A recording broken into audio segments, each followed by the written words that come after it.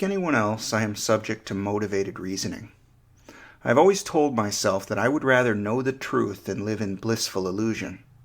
For this reason, I could never hold on to religious convictions that strained my rationality. I might have an easier, happier life if I accepted the gospel according to John, but I don't have it in me to delude myself, not even if it would be for my own good. There are certain ideas, though, that even I hang on to, that I probably give a better share of odds than I can rightfully justify. One such idea is freedom of the will. Despite seemingly watertight arguments that demonstrate its implausibility, I not only live as if I have free will, but I'm actually convinced on some level that it exists. Another precious idea is continuity of the self, that I am today the same being that I was yesterday and the day before. I don't know whether this is true. Maybe I just came into existence right this instant. Maybe access to the brain's memories and associations just gives me the mistaken view that things are otherwise. My sense of continuity is unfalsifiable. I just can't stand the thought that it isn't real. The implications are too devastating. My aspiration, though, is to be rational and unbiased in my thinking, to move toward the truth, whatever the cost in sacred cow's gourd. Amazingly, Daniel Dennett, always a contrarian, takes an opposite tack when it comes to the mystery of consciousness. Dennett is an outspoken atheist and materialist. He has a brilliant and creative mind, but it seems to me that he is not without the capacity for motivated reasoning. His motives, like so much of his intellectual work, are the inverse of self-serving religious apologetics. Instead of being biased in the direction of self-preservation and aggrandizement, of a kind which might come from a belief in the immortal soul, reincarnation, or karmic justice, it would seem that he is motivated to achieve a solid, objective understanding of the world, no matter the cost incurred. Dennett argues a form of illusionism in his book Consciousness Explained, or as Searle has aptly called it, Consciousness Denied. Dennett makes behaviorist arguments about human psychology. In a chapter called Qualia Disqualified, he writes, quote, "When we do make these comparisons in our mind's eyes, what happens according to my view? Something strictly analogous to what would happen in a machine, a robot," unquote. Dennett calls the robot CAD Blind Mark I.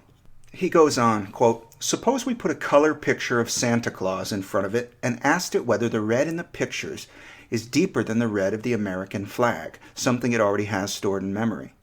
This is what it would do. Retrieve its representation of Old Glory from memory and locate the red stripes. They are labeled number 163 in its diagram. It would then compare this to the red of the Santa Claus suit in the picture in front of its camera, which happens to be transduced by its color graphic systems as red number 172. It would compare the two reds by subtracting 163 from 172 and getting 9, which it would interpret, let's say, as showing that Santa Claus red seems somewhat deeper and richer than American flag red. This story is deliberately oversimple to dramatize the assertion I wish to make. It is obvious that the CAD Blind Mark I doesn't use a figment to render its memory, but neither do we. The CAD Blind Mark I probably doesn't know how it compares the colors of something seen with something remembered, and neither do we. The CAD Blind Mark I has, I will allow, a rather simple, impoverished color space, with few of the associations or built-in biases of a human being's personal color space, but aside from this vast difference in dispositional complexity, there is no important difference. I could even put it this way. There is no qualitative difference between the CAD Blind's performance of such a task and our own. The discriminative states of the CAD Blind Mark I have content in just the same way and for just the same reasons as the discriminative brain states I have put in place of Locke's ideas. The CAD Blind Mark I certainly doesn't have qualia, at least that is the way I expect lovers of qualia to jump at this point. So it does indeed follow from my comparison that I am claiming that we don't have qualia either. The sort of difference that people imagine there to be between any machine and any human experiencer is one I am firmly denying. There is no such sort of difference. There just seems to be." Unquote. It looks to me as if faced with the insurmountable task of reconciling consciousness with the materialist conception of the universe, Dennett chooses the easy way out, deny the premise. His arguments are largely waged against dualism, which often amounts to a straw man. By ushering us collectively into the fabled Cartesian theater, he hopes to burn it down with all of us inside and claim victory over the philosophy of mind. But a great many of us are not Cartesian dualists, and yet we see the hard problem of consciousness as a critical puzzle to solve. Is it paradoxical to observe that the contents of consciousness are entirely illusory while denying that consciousness is an illusion? The claim of illusionist is that consciousness itself is an illusion, that we don't actually experience content. I must admit that I don't understand the claim. My immediate thought is that only a zombie could make such a statement, that a person who denies seeing colors and hearing music couldn't possibly be mistaken. There's not much room for confusion. Either one has subjective experiences, or one doesn't. I do. That's the thing of which I am most certain, but I gather that the illusionist philosophers are denying my experiences, and not just their own. They aren't saying that those of us who claim we are having experiences are somehow different from them. They aren't even saying that we just think we are different from them. They, too, notice that it seems to them they are seeing colors and feeling pains and so on. The operative word is seems. When I say that the contents of the mind are illusory, I mean this to apply to the relationship between objects in the physical world and the contents of the mind which refer to them. The way a banana appears in front of me has an illusory relationship to the real banana. Objectively speaking, a banana is not yellow, and it isn't sweet. Those characteristics do not inhere in the fruit, but in my mind. In the presence of a banana, my body picks up signals which my brain responds to. The resultant actions of the brain produce the yellowness and the sweetness. We all know this who are capable of dreaming of a banana. Thus, the actions of the brain, which are the proximal cause of my banana experience, are necessary and sufficient for such occurrences. I observe that the relationship that obtains between a real-world banana and a corresponding banana experience is one of illusion. This is not dualism, though. The reason is that there is an identity in the physical world with the contents of consciousness. It's just not the apparent one. The banana in the world is not the banana in my mind. The one in my mind is a thing in the brain. So the physical identity is something in the brain. It's not a material in the brain, a banana-shaped specter or essence. For me, the question is not whether there is some physical identity to mental phenomena, but only what that identity is. According to my framework, the identity is a structure of causality. But the topic for today is more basic, more fundamental. What should we make of illusionism? This philosophical stance finds a space for distinction between what seems and what is conscious. I observe a distinction, as I have already explained, between what seems and what is in the world. Again, the operative word is seems. Influenced by Descartes, I define what is conscious as exactly what seems. The banana seems to be yellow and sweet. The illusionist therefore goes a full step further to claim that it only seems to me that the banana is yellow and sweet. It doesn't actually seem yellow and sweet, it only seems that it does. You see what I mean? I don't follow this line of reasoning at all. The phenomenon we are interested in is the seeming itself. Dennett's philosophy rescues us from the infinite regress of homunculi and delivers us an infinite regress of seemingness. An illusion is an appearance that differs from reality. The appearances are real. They are real seemings. I don't believe any philosopher in the field is claiming more than that for them. Explaining qualia away, denying them, is ridiculous. It's like Descartes pondering, I think, but it doesn't follow that I am. So why did the illusionists do it? By denying the problem of consciousness, these philosophers achieve a complete picture of the universe. They get rid of the unpalatable notion of dualism, and all is right with the material world. It is my contention that aspects of the conscious experience are themselves illusory. That is, they do not match reality. These are the sweetness of fruit, the redness of roses, the softness of pillows, the warmth of fire, the pain of injury, the sorrow of loss. But I do not claim that redness and softness and pain and sorrow do not exist. They clearly exist. Something physical occurs in the brain, and it is somehow identical with these qualia. If this is not the case, then qualia cannot exist in the physical sense. I don't see any way for something to exist, but not in a physical sense. An argument can be made that behaviorists enabled the advancement of psychology as a true science in the 20th century. In Affective Neuroscience, Jaak Panksepp wrote, quote, In its early stages, behaviorism was a solid and useful addition to American psychology because it brought with it a desperately needed empirical and conceptual rigor. No longer were mere verbal concepts and unseen attributes of mind a sufficient basis for explaining behavior. Rather, behavior was seen to arise from objective occurrences and contingencies in the environment. Lawful relations were finally established between specific environmental events and patterns of behavior emitted by organisms. Mentalistic concepts such as feelings and thoughts were erased from the official lexicon of psychology. At the time these changes occurred, they were healthy ones. An earlier psychology had reached the sorry state where ill-defined verbal conceptions, especially labels for various instincts, were too widely used as explanations for behavior. Behaviorists generated a remarkable series of major accomplishments, among the most important being the general laws of learning." Unquote. Panksepp goes on to say, quote, "Once the fundamental environment-behavior relations were worked out, behaviorism should have encouraged ever stronger connections to surrounding levels of analysis, biological principles below and psychological principles above the behavioral ones that had been established. This would have been the natural evolution of the field. Unfortunately, rather than changing with the times, the tenets of behaviorism became dogma. The intellectual wagons were drawn together into ever-tightening circles, and an intellectual battle was waged with the rest of the field that desired to seek broader and deeper knowledge about problems of mutual interest. This failure to accept the obvious led to the intellectual rebellion that we now know as the cognitive revolution." Unquote.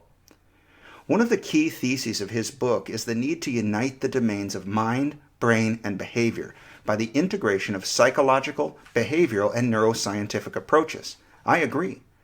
By analogy, none of us can deny the fruits afforded to us by modern physical science. We enjoy electrical appliances and information technology, vaccines and antibiotics. The materialist approach, the objectivity-only picture of the world, has been remarkably successful. The advent of this approach can be attributed to Galileo, at least according to Philip Goff, the author of Galileo's Error.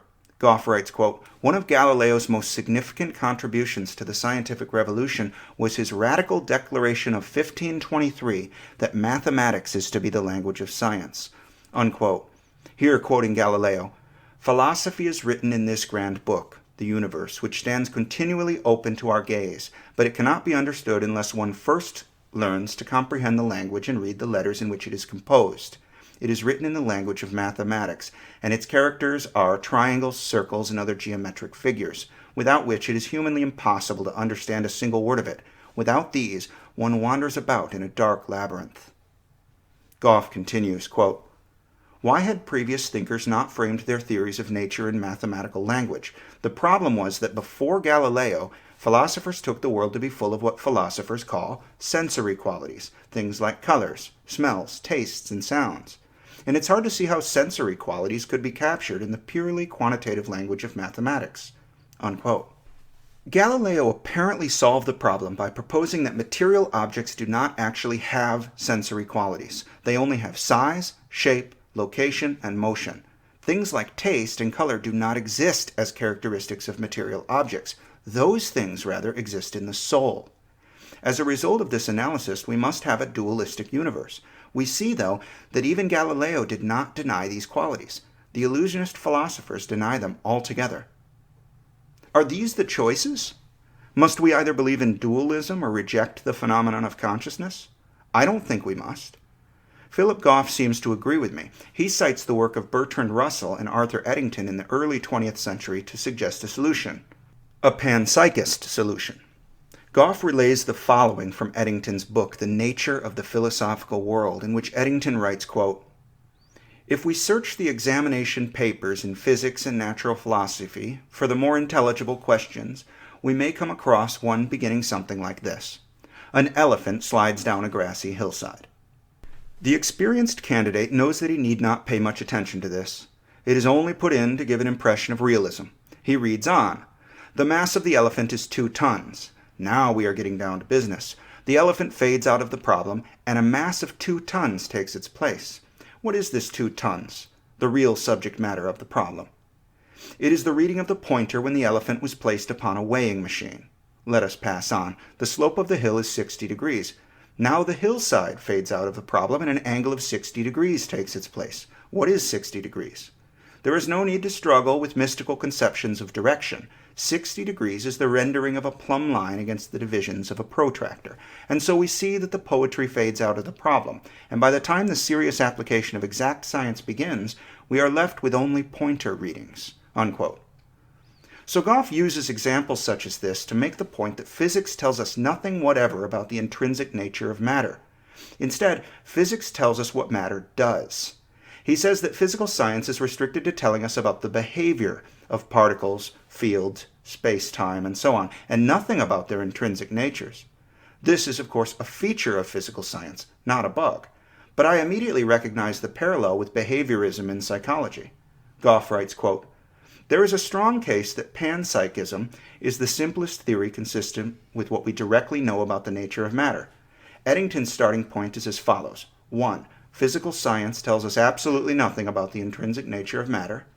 And 2. The only thing we know about the intrinsic nature of matter is that some of it, i.e. the matter inside of brains, has an intrinsic nature made up of forms of consciousness." It is hard to really absorb these two facts, as they are diametrically opposed to the way our culture thinks about science. But if we manage to do so, it becomes apparent that the simplest hypothesis concerning the intrinsic nature of matter outside of brains is that it is continuous with the intrinsic nature of matter inside of brains, in the sense that both inside and outside of brains, matter has an intrinsic nature made up of forms of consciousness. Unquote. I kind of like Philip Goff's reasoning, but I find a flaw in it. The flaw from my perspective is in the reduction of the human brain, or more specifically, that portion of brain matter which is characterized by consciousness, to simply matter. What if there was some other physical identity in the brain? I have encountered arguments which favor a field, for example. I've seen functional proposals which would have consciousness be a property of computation. My own proposal has to do with causality. Furthermore, it seems like a leap to me to necessitate taking consciousness all the way to the level of the atom, or further. In chemistry, a molecule is an arrangement of different atoms which come together to exhibit some physical properties. How much arranging of physical constituents is necessary for the emergence of consciousness? After all, the brain is not a big, mushy amalgam. It is orderly. And I observe the ordered nature of the contents of my consciousness, too. Moreover, I am not always conscious. The matter of my brain persists as I doze in dreamless sleep or under general anesthesia. The rational approach is to investigate the contrast between brains with consciousness and brains without. So I am skeptical of Goff's panpsychist conclusions. This section of the episode began with a question. Must we either believe in dualism or reject consciousness absolutely? I don't think we must. Goff offers one way. The temporally integrated causality landscape offers another. Imagine if it turned out that ghosts were real. Let's accept for the sake of discussion that witnesses really see spectral apparitions in certain places. Let's accept that what is happening is real. Many witnesses see the same thing. There is really some specifiable phenomenon occurring. Does this mean we are required to believe in the supernatural? I would say that it does not. Rather, some new and previously unexplained natural phenomenon has been discovered, and the usual methods of scientific inquiry must be applicable. In the same way, the conscious mind is a real phenomenon. It must have an explanation, and it must exist in the physical world. There is no other world for it to exist in the sense that we normally mean exist. I have established in previous episodes that the physical world makes a difference to, or has causality on, the contents of the mind. That is only possible if the mind is a physical thing.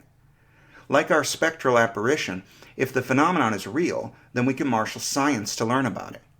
You might, in desperation, make the point that there might be plenty of things that are real in which we have no knowledge, of which we could have no knowledge. That might be so, but in the example of the ghost, we know that not to be the case, as the phenomenon is being seen by witnesses, and likewise for consciousness. I think, therefore I am. Given the option, which thing is the illusion? The material world or the conscious mind? Dennett and the illusionists solved the puzzle by opting to eliminate consciousness. I'll allow that both exist, but forced against the wall, I'd put my money on the other horse. Consciousness exists, but the material world only seems to be. Surely we human thinkers are confused about a great many things: the self, free will, time, cause and effect, but it is beyond the pale, in my opinion, to attribute so vast a confusion to us as to aver that we think, in error, that we exist.